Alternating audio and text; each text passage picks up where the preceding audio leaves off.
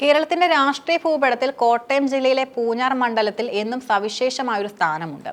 സഹ്യന്റെ ചാരത്ത് കുടിയേറ്റ കർഷകരുടെ വിയർപ്പ് വീണ മണ്ണിൽ രാഷ്ട്രീയം പലപ്പോഴും പ്രവചനാതീതമാണ്. റബ്ബർ തോട്ടങ്ങൾ അതിരിടുന്ന ഈ മലയോര മേഖലയിൽ രാഷ്ട്രീയ ചലനങ്ങൾ റബ്ബർ പോലെ വലിയുന്നില്ല, മറിച്ച് പാറ പോലെ ഉറച്ചതാണ്. മുന്നണി രാഷ്ട്രീയത്തിന്റെ കെട്ടുറപ്പുകൾക്കപ്പുറം വ്യക്തിപ്രഭാവത്തിനും സമുദായ സമവാക്യങ്ങൾക്കും പ്രാധാന്യം നൽകുന്ന പൂഞ്ഞാർ സമീപകാലത്തായി പുതിയൊരു രാഷ്ട്രീയ ശൈലിയിലേക്ക് ചുവടുമാറുകയാണ്. പി.സി. ജോർജ് എന്ന അധികായനെ കേന്ദ്രീകരിച്ച് കാൽ നൂറ്റാണ്ടിലേറെ കറങ്ങിയ പൂഞ്ഞാർ രാഷ്ട്രീയം ഇന്നൊരു നിർണായക സന്ധിയിലാണ് നിൽക്കുന്നത്.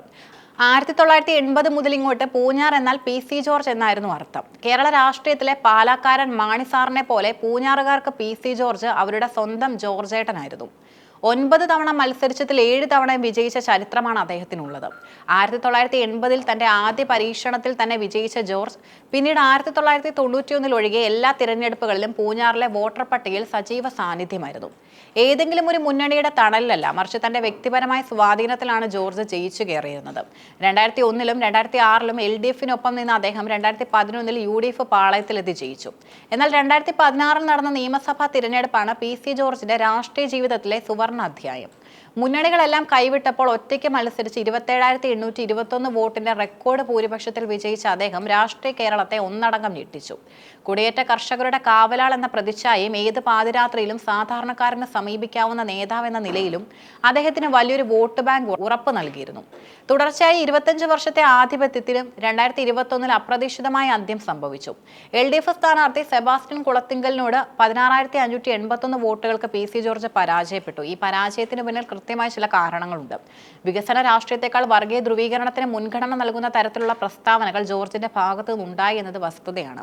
ഈരാറ്റുപേട്ട കേന്ദ്രീകരിച്ച് നടത്തിയ വിവാദ പരാമർശങ്ങൾ ന്യൂനപക്ഷ വോട്ടുകൾ അദ്ദേഹത്തിന് എതിരാക്കി. മുസ്ലിം വോട്ടർമാരുടെ ഏകീകരണം LDF-ന് അനുകൂലമായത് സെബാസ്റ്റ്യൻ കുളത്തിങ്കലിന്റെ വിജയം എളുപ്പമാക്കി. കൂടാതെ ബിഷപ്പുമാർക്കെതിരെ നടത്തിയ പരാമർശങ്ങൾ ക്രൈസ്തവ വോട്ടുകളിലും വിള്ളലുണ്ടാക്കി. നിലവിൽ MLA ആയ സെബാസ്റ്റ്യൻ കുളത്തിങ്കൽ മണ്ഡലത്തിൽ മികച്ച പ്രതിച്ഛായമായാണ് 2ാം അംഗത്തിനിറങ്ങുന്നത്. മണ്ഡലത്തിലുടനീളം നടത്തിയ വികസന പ്രവർത്തനങ്ങളും കർഷകരുടെ പ്രശ്നങ്ങളെ നേരിട്ട് ഇടപെടുന്ന ശൈലിയും അദ്ദേഹത്തിന് അനുകൂല ഘടകങ്ങളാണ്. എല്ലാവർക്കും എപ്പോഴും സമീപിക്കാവുന്ന നേതാവെന്ന ഇമേജ് കെട്ടിപ്പടുക്കാൻ 5 വർഷം കൊണ്ട് അദ്ദേഹത്തിന് സാധിച്ചു. പൂഞ്ഞാർ റെയിൽവേ പദ്ധതിയും മലയോര പാതകളുടെ വികസനവും ഉയർത്തിക്കാട്ടിയാണ് LDF പ്രചാരണം നടത്തുന്നത്. കഴിഞ്ഞ തവണ ലഭിച്ച ന്യൂനപക്ഷ പിന്തുണ ഇത്തവണയും നിലനിർത്താൻ കഴിയുമെന്നാണ് ഇടതു കേന്ദ്രങ്ങളുടെ പ്രതീക്ഷ.